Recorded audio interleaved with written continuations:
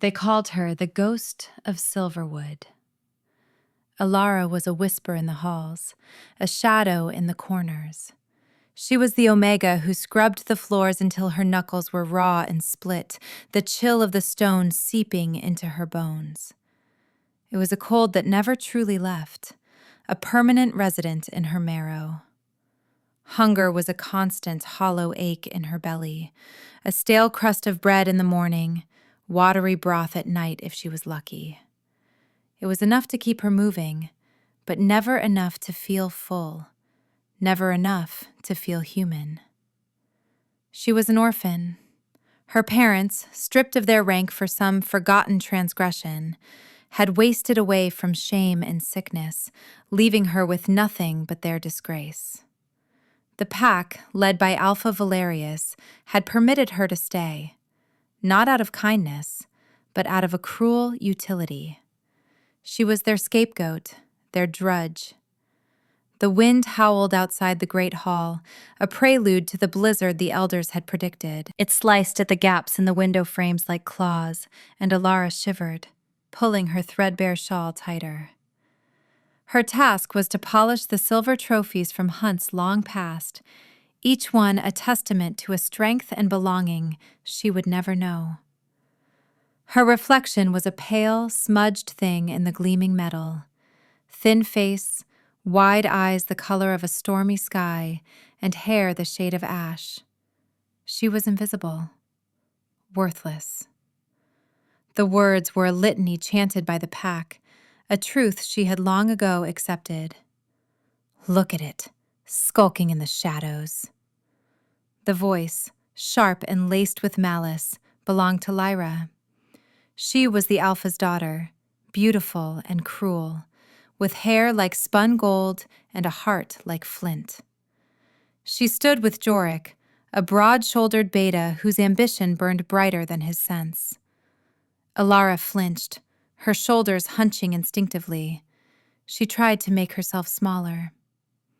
Lyra sauntered closer, her fine leather boots silent on the polished floor. She nudged a silver goblet with her toe.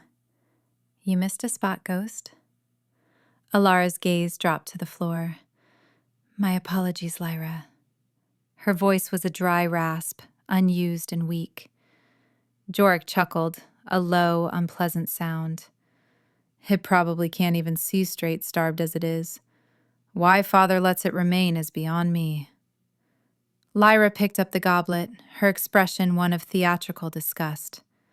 It taints everything it touches.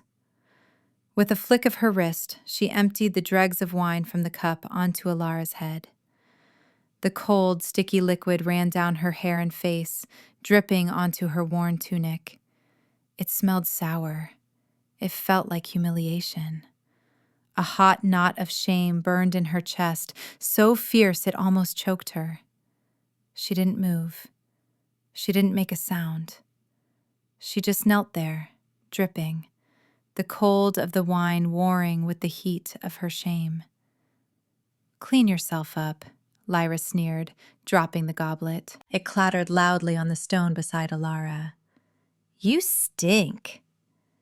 They walked away, their laughter echoing in the vast, empty hall. For a long moment, Alara remained frozen. A single hot tear traced a path through the wine on her cheek. It was not a tear of sadness, but of a deep, bone-weary rage that had nowhere to go. It was the rage of a caged animal that had forgotten the shape of the sun. She gritted her teeth. The pressure in her jaw was a small, controllable pain, a focus point in the swirling vortex of her misery. No, she would not break. Their cruelty was a whetstone, and though she felt she was being ground down to nothing, some small, stubborn part of her was instead being sharpened. A core of defiance, buried so deep she barely knew it was there, refused to be extinguished. Slowly, deliberately, she picked up her rag. She wiped her face, the rough fabric scratching her skin. Then she picked up the fallen goblet and began to polish it again, her movements stiff and jerky. She would endure. It was all she knew how to do. That night, the announcement came.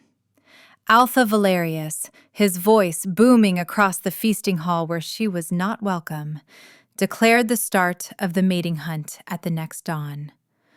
Alara heard it from the kitchens, her hands submerged in greasy dishwater. The other servant girls, lower ranked but still leagues above her, had begun to whisper with a mixture of excitement and fear. The mating hunt was a brutal, ancient tradition, a chance for unmated males to prove their prowess by chasing and claiming a mate.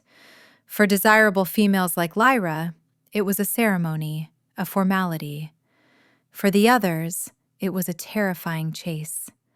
For an Omega, for a ghost, it was a death sentence.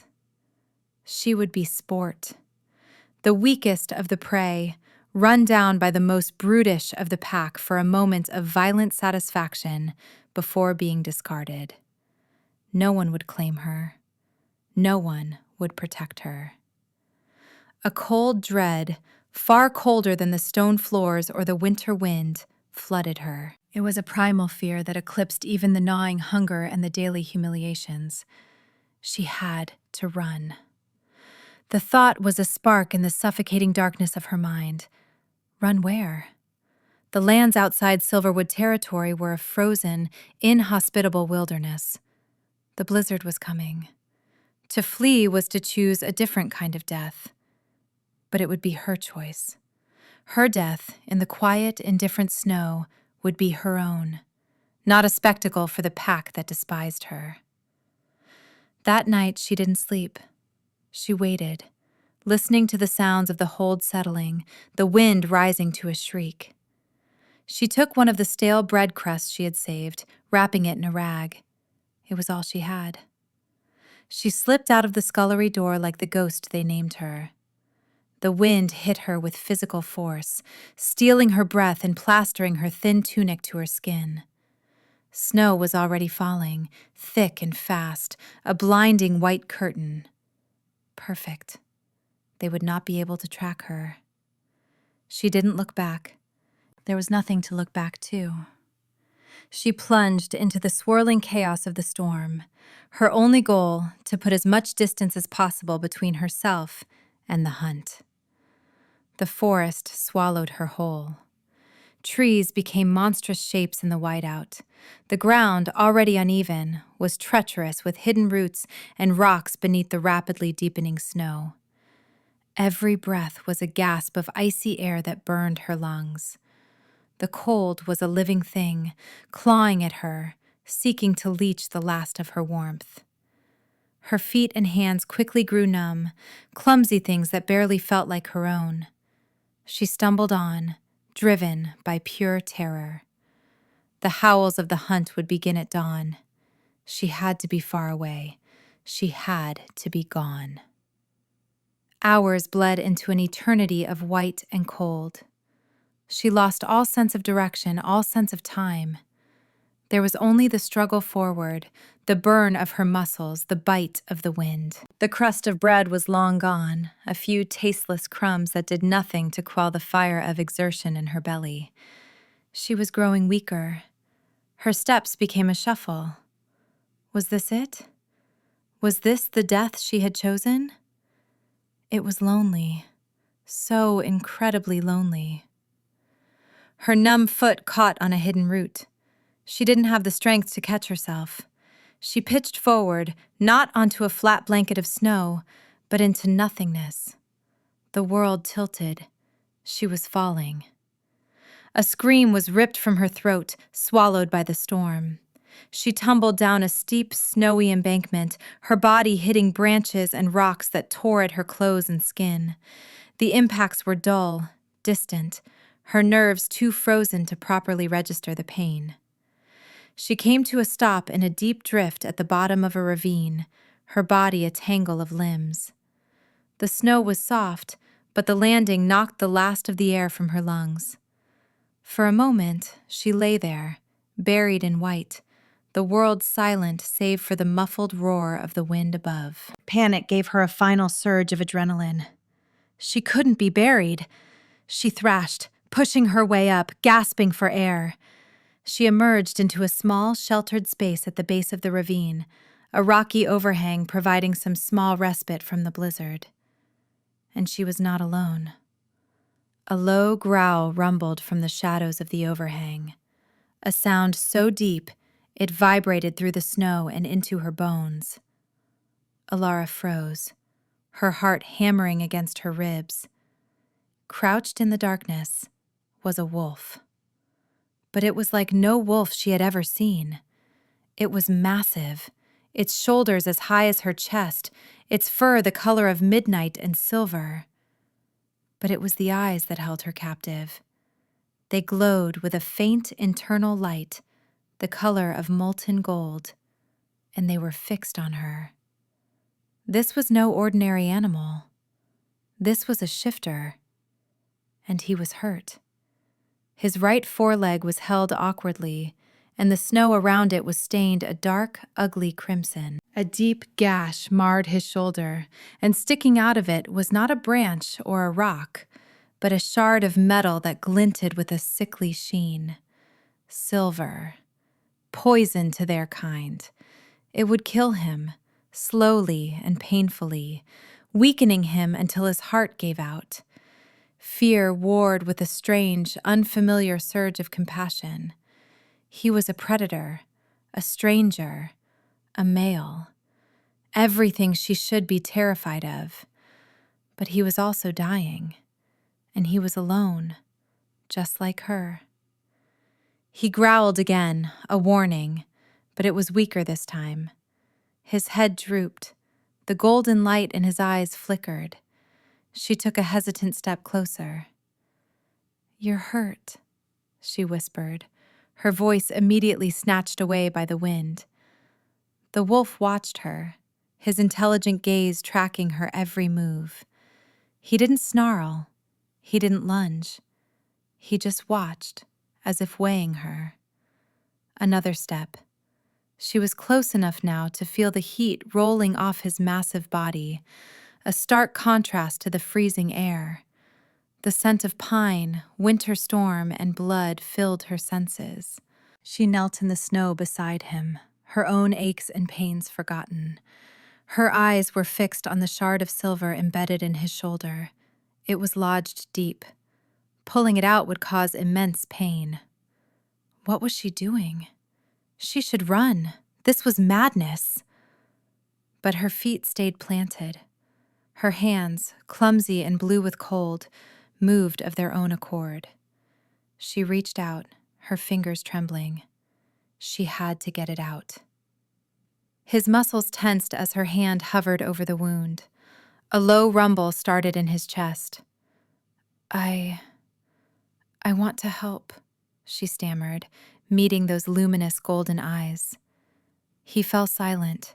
He simply watched her, his life hanging in the balance, and for some insane reason, he was letting this strange, half-frozen girl decide its fate. Taking a shaky breath, she tore a strip from the hem of her already ruined tunic. She had to get a grip on the slick metal. Bracing herself, she placed one hand on his fur-covered shoulder, preparing to brace him. The moment her skin touched his, the world exploded. It was not a sound, but a feeling. A blinding flash of white-hot energy erupted from the point of contact, surging through her body like lightning. It was agony and ecstasy, a fire that scoured her clean from the inside out. She cried out, a sharp, piercing sound. The fire concentrated on her wrist, a searing, unbearable pain. She smelled burning, like ozone and something else, something floral and sweet. Through the haze of pain, she saw it. A mark, glowing like a hot coal, was burning itself into the delicate skin of her inner wrist. It was an intricate, impossible pattern, a spiraling wolf with a blazing sunburst behind its head. The wolf beneath her hand threw his head back and let out a howl that was not a sound of pain, but of earth-shattering revelation. The golden light in his eyes erupted, no longer a flicker, but 2 blazing suns. And then the world shifted again. The massive form of the wolf dissolved in a shimmer of heat and shadow. Where the beast had been, a man now knelt, his body unfolding from the crouch. He was huge, broad-shouldered, corded with muscle, his skin pale in the dim light. His hair was a wild mane of black silk shot through with silver, falling around a face that was harsh, beautiful, and utterly predatory. And his eyes, those same molten gold eyes, were fixed on her, burning with an intensity that stripped her soul bare. He was naked, seemingly oblivious to the cold, his gaze locked on the glowing, smoking mark on her wrist. He reached out, his large, calloused hand impossibly gentle as he took her arm. He turned it over, his thumb stroking the edges of the freshly formed brand. A shudder racked his powerful frame. His gaze lifted from the mark to her face. He looked at her as if he had been starving for 1,000 years, and she was the first meal he had ever seen. As if he had been lost in an endless darkness, and she was the dawn. A single word fell from his lips, a low, possessive growl that was more a statement of absolute fact than a sound. Mine. Alara's mind went blank. Fear, sharp and cold, pierced through the lingering shock of the bond's formation. This man, this stranger, was power incarnate. He radiated an authority that made Alpha Valerius seem like a whining pup. What had happened? What was this mark? Her body, however, betrayed her. Instead of recoiling, it leaned into his touch. A strange warmth spread from where his fingers held her wrist, a soothing balm against the icy cold that had plagued her for years. Her instincts, primal and deep, screamed a single baffling word. Safe. He was still looking at her, his golden eyes searching her face. The raw possessiveness in them was terrifying, yet underneath it was something else. Awe. Relief. A desperate, aching tenderness that she could feel like a physical touch. "You're her," he breathed, the words barely a whisper. "After all this time, you're her." Confusion was a thick fog in her brain. I don't understand," she managed to say, her voice trembling. "What did you do to me?" His expression softened, the harsh lines of his face easing. "I did nothing. We did. This," he said, his thumb stroking the sunburst and wolf mark again, "is a soul bond, the mark of a fated mate." Fated mate. The words were from old stories, tales told to pack pups about the moon's sacred pairings. They were for alphas of great standing, for legends, not for her, not for a worthless Omega ghost. "No," she whispered, shaking her head. "It was a mistake. It had to be. That's impossible. I'm no one." A low growl rumbled in his chest, and his grip on her wrist tightened, not painfully, but with an undeniable finality. "You are not no one," he stated, his voice deep as thunder. "You are everything." He was still bleeding. The shard of silver was still embedded in his shoulder, a dark stain against his pale skin. The bond, or whatever it was, had not healed him. "You're still hurt," she said, her gaze flicking to the wound. He glanced down as if just remembering it. "The silver, it saps my strength." He gritted his teeth, a fine tremor running through his muscles. "It needs to come out." The raw, primal need to help him overrode her fear. She nodded, her earlier resolve returning. "Let me." He watched her, his expression unreadable, then gave a short, sharp nod. This time, she did not hesitate. Using the strip of cloth, she gripped the edge of the silver shard. "This will hurt," she warned. "I have endured worse," he said, his eyes never leaving her face. She pulled. It was slick with blood and wedged tight against the bone. He let out a harsh grunt, his whole body going rigid, but he did not pull away.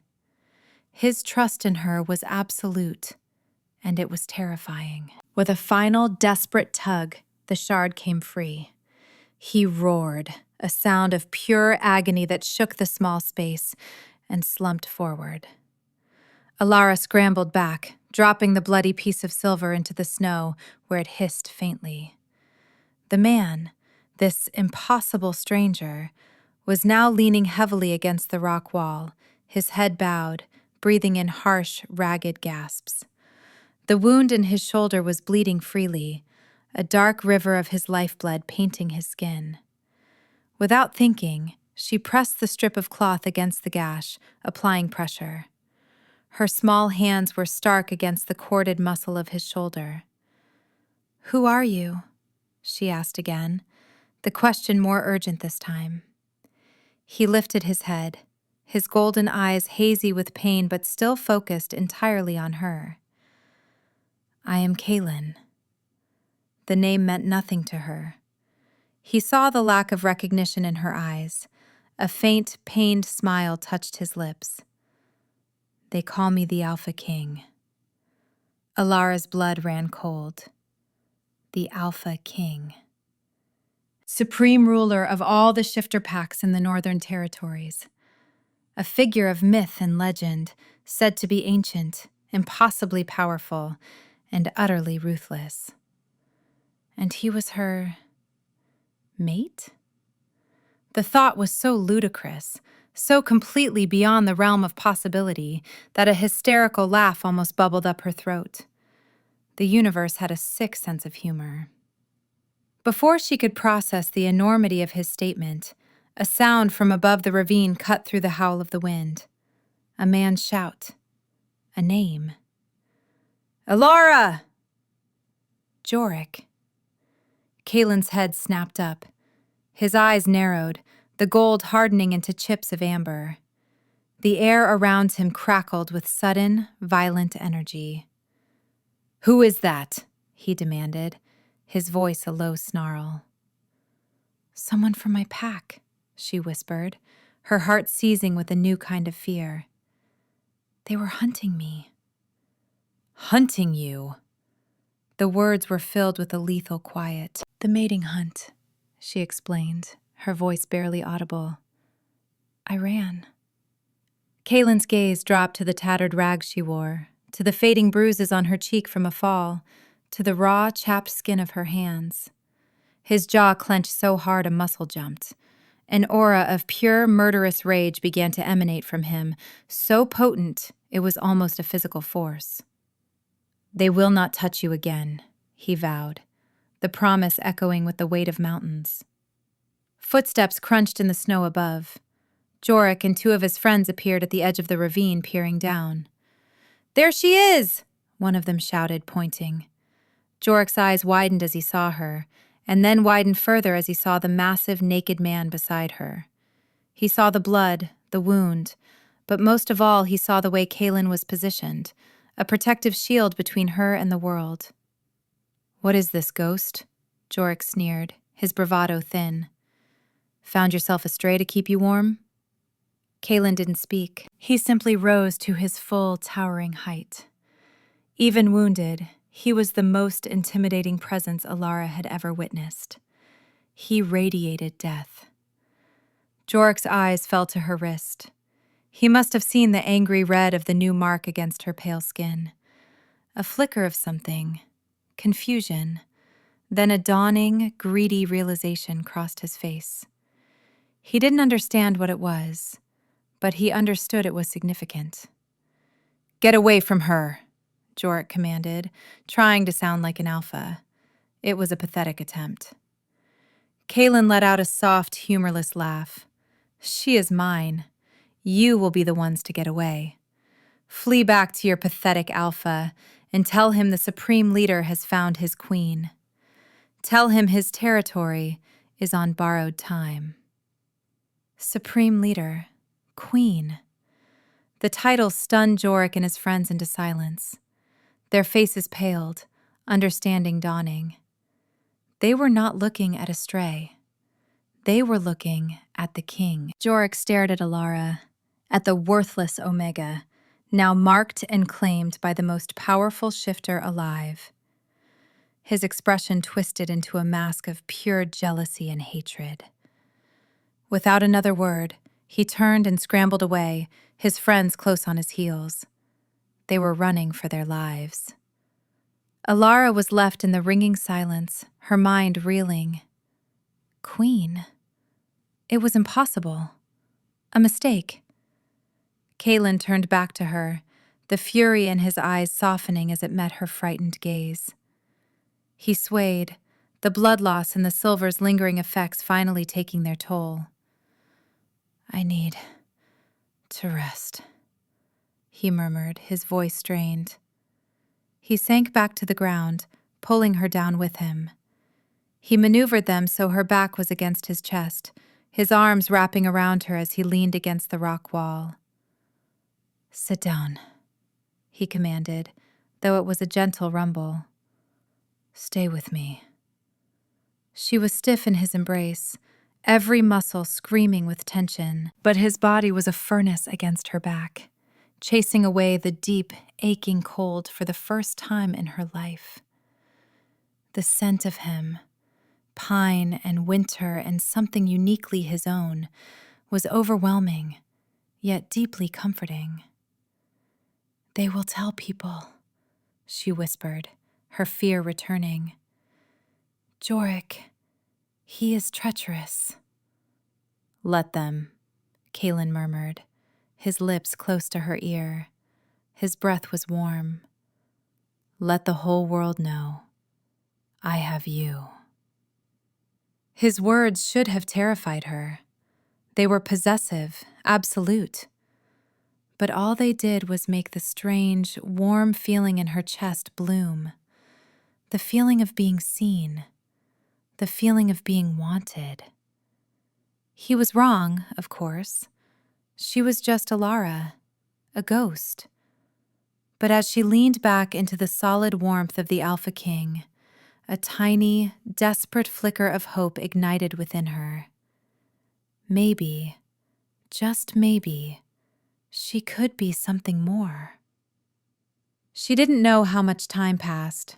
Wrapped in Kaelin's arms, the storm seemed a distant thing. His breathing evened out as he fell into a healing sleep, but his arms remained locked around her, an unbreakable cage of warmth and safety. For the first time since she was a small child, Alara felt safe enough to sleep. And she did. Her head resting against the shoulder of a king, the mark on her wrist a dull, warm throb. Jorik did not run back to Alpha Valerius. His mind, twisted by jealousy and ambition, saw a different path. The Omega? The king's mate? This was information far too valuable for his small-minded Alpha. This was a key to real power. He had a different master he served in secret. Within the Silverwood Pack, a clandestine cell of the Ember Covenant operated, funneling information to the one they called the Shadow King, Lord Malachor. Jorik found their contact, a grim-faced warrior named Kael. In a hushed, frantic whisper, he told him everything. He described the impossible man, the claim of being the Alpha King, and the glowing mark on the ghost's wrist. Kael's eyes glittered with dark understanding. A fated mate was a weakness, a vulnerability, a prize. The message was sent, carried by shadow weavers who moved faster than the wind. The news of the Alpha King's mate, a weak, unmarked, unknown Omega, reached the obsidian fortress of Lord Malachor within hours. And the Shadow King began to plot. Alara awoke to the feeling of being alone. The warmth was gone. Kaylin's arms no longer surrounded her. She sat up with a gasp, panic clutching her throat. The small alcove was empty save for her. The blizzard had lessened, the wind no longer a shriek. Had it been a dream? A hallucination brought on by cold and starvation? But the mark was still there on her wrist, a delicate silver and gold tattoo against her skin. It was real. He was real. A scent on the air drew her attention. Roasting meat.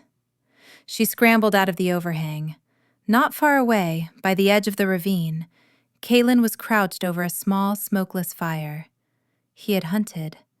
A rabbit was spitted on a stick, sizzling over the flames. He had found clothes from somewhere, a simple tunic and trousers, likely from a pack he carried, and he looked less like a primal god and more like a man. A very, very large and dangerous man. He looked up as she approached, and his golden eyes warmed. "You are awake." She nodded, her stomach clenching painfully at the smell of the food. He saw her gaze and a small smile touched his lips. "It is almost ready. I did not want to wake you." He tore off a piece of the cooked meat and held it out to her. It was hot, greasy, and the most wonderful thing she had ever seen. She took it with trembling fingers, not waiting for it to cool before taking a ravenous bite. The taste exploded on her tongue. It was bliss. Pure, unadulterated bliss. She devoured it in seconds. Kaylin watched her, his expression a mixture of tenderness and a deep, simmering anger that was not directed at her. "Your pack starved you." It was not a question. She flinched, shame washing over her. She was eating like a wild animal in front of him. "I eat," he commanded softly, handing her another, larger piece.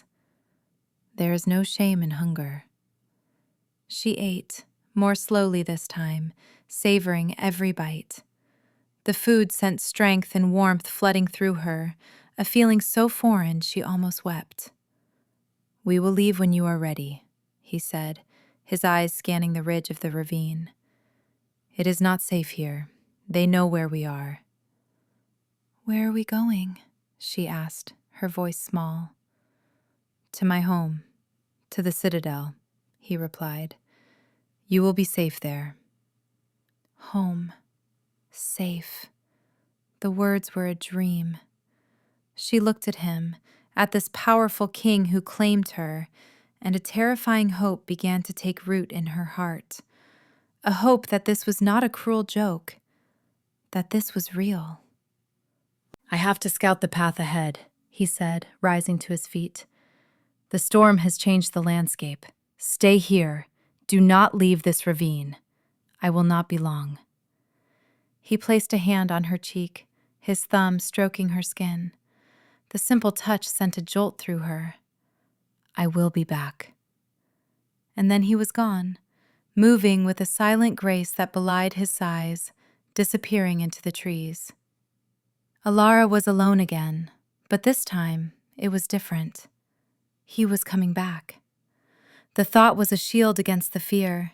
She waited, huddled by the small fire, the warmth a welcome luxury. But the minutes stretched on.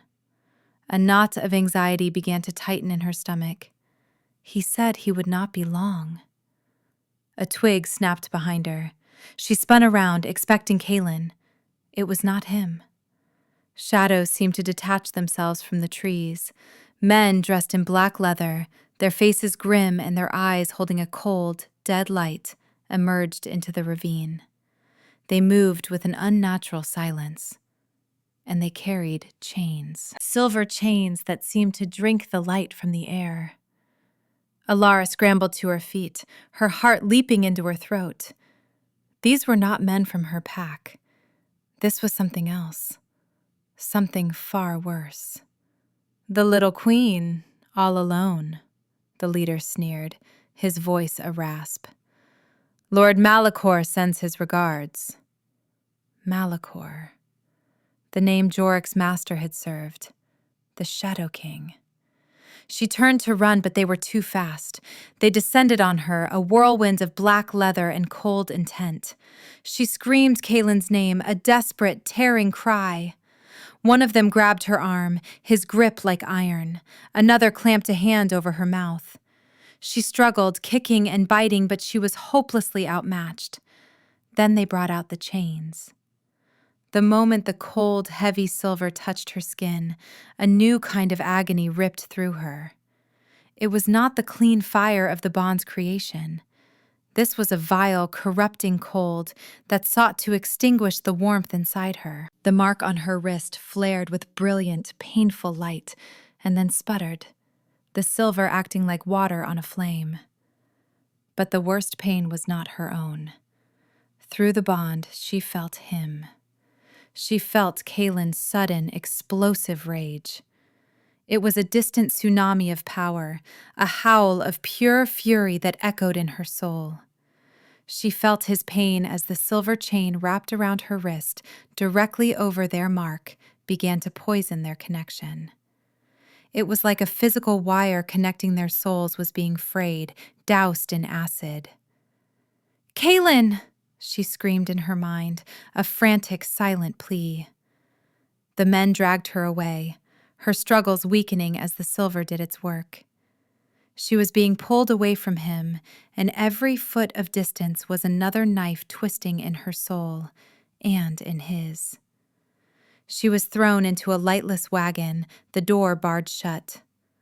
The last thing she saw was the ravine disappearing behind them, a place of impossible hope now tainted by despair. The journey was a blur of pain and darkness. The silver chains were a constant freezing torment, and the weakening bond was an agony that eclipsed everything else. It felt like a part of her was being surgically removed without anesthetic.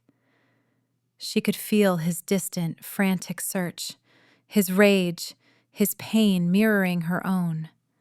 He was a storm on the edge of her senses, and she was being dragged further and further from its center. She was taken to a fortress carved from black volcanic rock. It seemed to absorb the light of the sky, a place of perpetual twilight. The air was cold and smelled of sulfur and old magic. This was the heart of Shadow. She was dragged through dark corridors to a dungeon, a circular chamber at the base of a tower. In the center of the room was a dais of obsidian, carved with dark runes. She was chained to it, the silver links biting deep into her wrists and ankles. She was left alone in the chilling silence. The bond was now a faint, agonizing thread. It was so weak, so frayed. She felt a despair so profound it threatened to swallow her whole. He had found her, only to lose her. She had tasted hope, only to have it ripped away. She had been a fool. Of course she was worthless, a liability, a weakness for a king. "So this is the great king's mate." The voice was smooth, cultured, but held an undertone of chilling cruelty. A man stepped out of the shadows. He was tall and elegantly dressed in black and crimson. His face was handsome in a sharp, severe way, but his eyes were pits of darkness, holding no light at all. This was Lord Malachor. He circled her, his gaze analytical, like a scholar examining an interesting but insignificant specimen. "I must admit, I am disappointed. I expected more. A warrior princess, a hidden sorceress, not a half-starved waif." He stopped in front of her, tilting his head. "He marked you. Kaylin, for all his power, is still a slave to sentiment, a fated mate. How quaint." Alara glared at him, the fire of her defiance not yet extinguished. He chuckled. "Oh, there is spirit in there. Good. That will make this more satisfying." He knelt, his dark eyes boring into hers. Let me explain your purpose, little bird. The Alpha King's strength is not his own.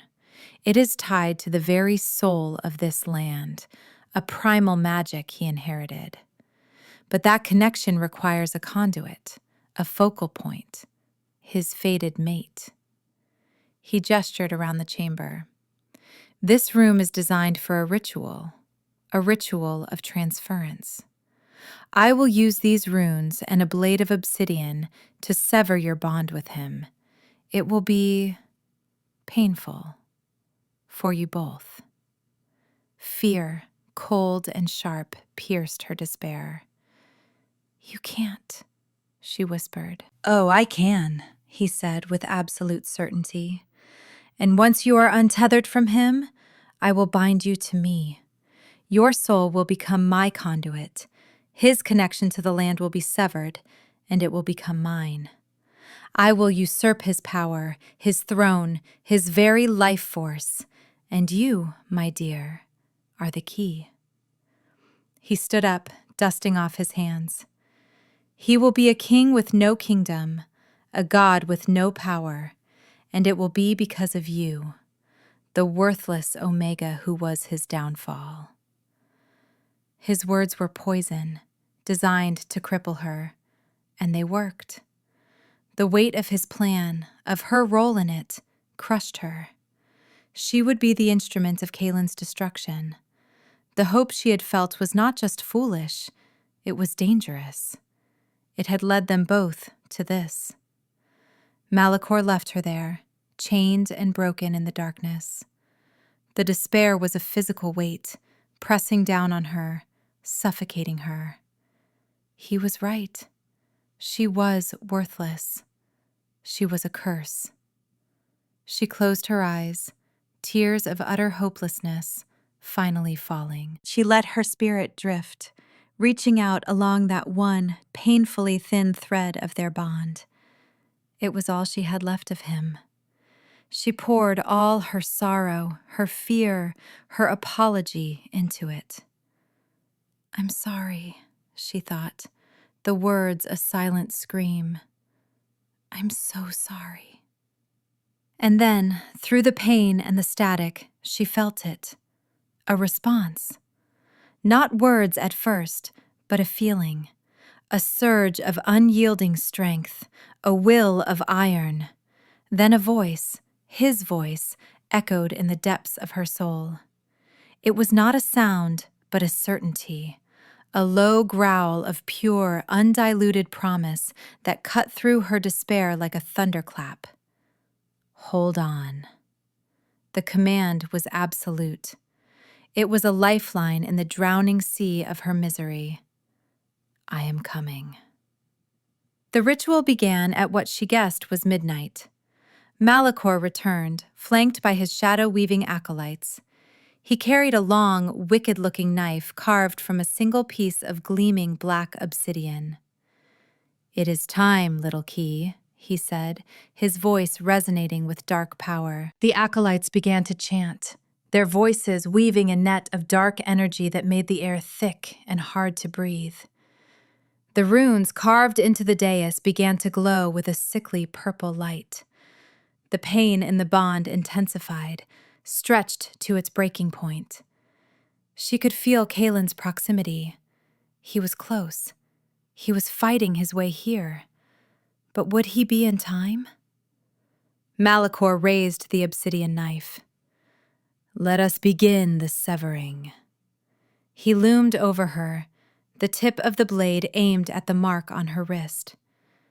This was it, the end of everything. Just as the blade began its descent, the world exploded.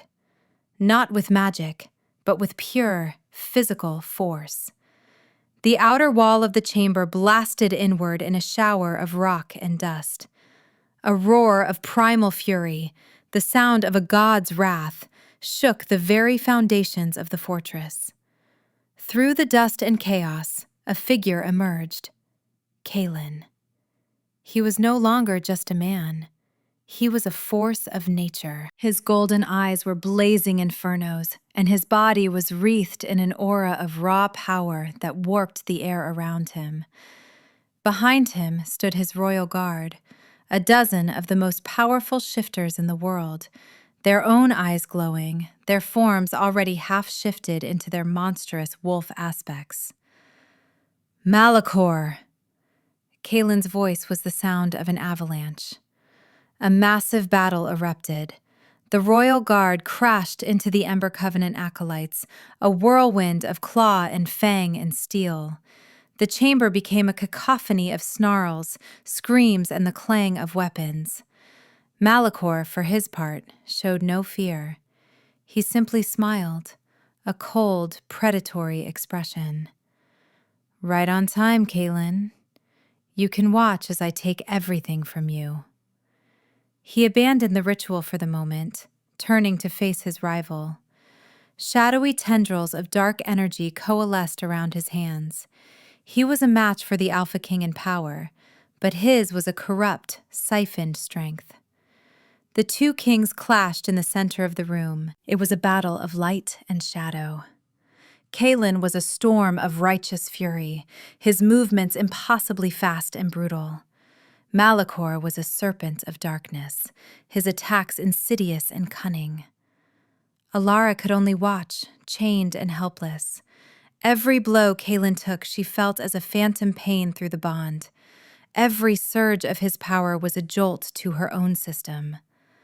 The fight was devastating. Kaelin was stronger, his power more pure, but he was fighting with a desperate rage that Malachor exploited. The Shadow King was patient, chipping away at Kaelin's defenses. With a sudden, treacherous move, Malachor feinted high and struck low. A blade of pure shadow, sharp as glass, pierced Kaelin's side. Kaelin roared in pain and staggered back, falling to one knee. Blood, dark and steaming, poured from the wound. The golden light in his eyes flickered violently. He was hurt. He was falling. Seeing him on his knee, her mate, her king, the only person who had ever looked at her and seen someone of worth, something inside Alara broke. It was not a gentle crack. It was a cataclysmic shattering. The years of abuse, the lifetime of being told she was worthless, the terror, the despair, and now the soaring, protective rage she felt for Kaelin. It all coalesced into a single, incandescent point of pressure inside her. And then it exploded. It was not a sound. It was a wave of pure, warm, brilliant light that erupted from her body. It was the light of 1,000 sunrises, the warmth of a forge's heart. The wave of light washed over the entire chamber. The shadow creatures summoned by the acolytes dissolved into smoke and ash. The acolytes themselves cried out, shielding their eyes, their dark magic shattering like glass. The silver chains binding Alara to the dais did not just break. They melted, turning into pools of hissing liquid that dripped to the floor. Malachor was thrown back, staggering, a cry of shock and pain ripped from his throat as the pure light seared his connection to the shadows. Alara stood up. She was no longer a trembling, frightened girl. The light, her light, swirled around her, a cloak of gentle, devastating power. The sunburst on her soul mark blazed with an intensity that outshone the moon, outshone the stars.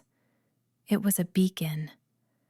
She felt a power she had never known, a wellspring of life and energy that was part of her, that had always been part of her, just waiting to be unlocked. She was not a conduit. She was a source. Malachor stared at her, his handsome face twisted in disbelief and fury. "What are you?" he snarled, his voice losing its smooth confidence. Alara looked from him to Kaelin, who was staring at her with wide, awestruck eyes. She felt his love, his pride, his absolute adoration wash over her through their now roaring bond. She turned her gaze back to the Shadow King. Her voice, when she spoke, was not a whisper. It was clear, resonant, and held the unshakable power of truth. "I am his," she declared, her eyes blazing with her own inner light, "and he is mine." She had been called worthless, a ghost, a key. She rejected it all. She was no one's tool. She was a queen. She raised a hand, and the light around her answered her call, coalescing into a focused beam. It was not a weapon of destruction, but of purification. The beam of concentrated sunlight struck Malachor in the chest. He screamed, a high, thin sound, as the light did not burn his flesh, but scoured his soul. It ripped and tore at the shadowy tendrils of his stolen power, shattering his dark pacts, leaving him stripped and broken. He collapsed to the floor, no longer a Shadow King, but just a man, gasping and powerless. The battle was over. The remaining acolytes, their leader broken, surrendered or fled. Silence descended on the ruined chamber, broken only by the ragged breaths of the fighters. Alara's light subsided, though a gentle warmth still emanated from her. She rushed to Kaelin's side, falling to her knees before him. "Kaelin," she breathed, her hands hovering over the dark, magical wound in his side. He looked at her, his golden eyes filled with a love so profound it stole her breath. "Alara," he whispered, his voice thick with emotion. Without hesitation, she placed her hands over the injury. She didn't know how, but she knew what to do. She willed the light, her light, to flow from her palms into him. A warm, golden glow enveloped his wound. The dark magic sizzled and dissolved under its touch. The flesh knitted itself back together with breathtaking speed. In moments, the grievous injury was gone, leaving only smooth, unmarred skin. Kaelin let out a shuddering breath, strength flooding back into him. He reached up, his hand cupping her cheek, his thumb stroking her skin. "My queen," he murmured, his voice cracking with awe. "My light-bringer." She leaned into his touch, her own tears finally falling, not of sorrow, but of overwhelming joy and relief. He pulled her into his arms, holding her tightly against his chest, his face buried in her hair. She was home. This was home. As they held each other, a new warmth spread across her skin and his. Her soul mark on her wrist blazed with golden white light, and on his chest, directly over his heart, a matching mark began to form. A sunburst of pure light encircling the head of a wolf. It glowed through the fabric of his tunic, a mirror image of her own, binding them together, equal and whole. The bond was complete. She had not just been claimed. She had claimed him in return. The return to the citadel was a triumph. They traveled not as a king and his rescued damsel, but as two sovereigns, united and whole. Kaelin's royal guard treated her with a reverence and awe that was utterly baffling and wonderful. The citadel itself was a breathtaking sight. A city of white stone and silver towers nestled in a high mountain valley, warmed by geothermal springs. It was a place of life and light. Kaelin did not hide her away. He led her directly to the great square where his people, his entire pack, had gathered, drawn by the news of his return. He stood before them on the steps of the central keep, his arm wrapped securely around her waist. He was their king, immense and powerful, but his gaze was only for her. "People of the citadel!" His voice boomed, imbued with power and joy. "For centuries, I have led you alone. Today, I stand before you complete. Behold your queen!" He presented her to the crowd. Alara, who had spent her life trying to be invisible, was now the focus of thousands of eyes. But there was no malice in their gazes, no contempt. There was only curiosity, which swiftly turned to awe as they saw the glowing mark on his chest and felt the pure, gentle power that now radiated from her. A cheer went up, a single deafening roar of approval and joy that shook the very stones beneath her feet. They were cheering for her, for their queen. Later, Alpha Valerius of the Silverwood Pack was brought before them in chains, along with Lyra and Jorik. They knelt on the floor of the throne room, trembling. Lyra stared at Alara, who was now dressed in simple but elegant silks, seated on a throne beside Kaelin. The jealous hatred in her eyes was mixed with pure, unadulterated shock. Kaelin's judgment was swift and absolute. For harboring the Ember Covenant and for their treatment of his mate, the Silverwood Pack was dissolved, its members to be scattered and absorbed into other, more honorable packs under his direct rule. Jorik, for his betrayal, was exiled to the frozen wastes, stripped of his shifter abilities. "And what of her?" Kaelin asked, his gaze turning to Lyra, who flinched as if struck. Alara looked at the girl who had made her life a living hell. She saw the fear, the pathetic arrogance now shattered. She could have demanded vengeance. She could have had her punished, humiliated. But she was not Lyra. She was not defined by their cruelty. "Let her go," Alara said, her voice quiet but firm. "Let her live with what she is. That is punishment enough." Kaelin looked at her, his eyes soft with pride, and nodded. Lyra was dragged away, a broken, powerless woman who would be a nobody for the rest of her days. That night, standing on a balcony overlooking the moonlit city, Kaelin came to stand behind her, wrapping his arms around her waist. He rested his chin on her shoulder, his warmth a familiar comfort. "Are you happy, my light?" he murmured into her hair. She leaned back against his solid chest, looking out at the city of light, her new home. She thought of the cold stone floors, the gnawing hunger, the endless humiliation. It all seemed like a lifetime ago, a story about someone else. She was no longer the ghost of Silverwood. She was Alara, the Lightbringer, the Alpha Queen. She was loved. She was cherished. She was part of a family, a pack that celebrated her instead of scorning her.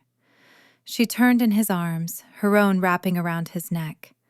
She looked into his molten gold eyes, which held nothing but adoration for her. "Yes," she whispered, her heart so full it felt like it might burst. "I'm home." And as he lowered his head to finally kiss her, she knew, with a certainty that resonated deep in her soul, that she would never be worthless and never be invisible, ever again. She was finally, truly seen.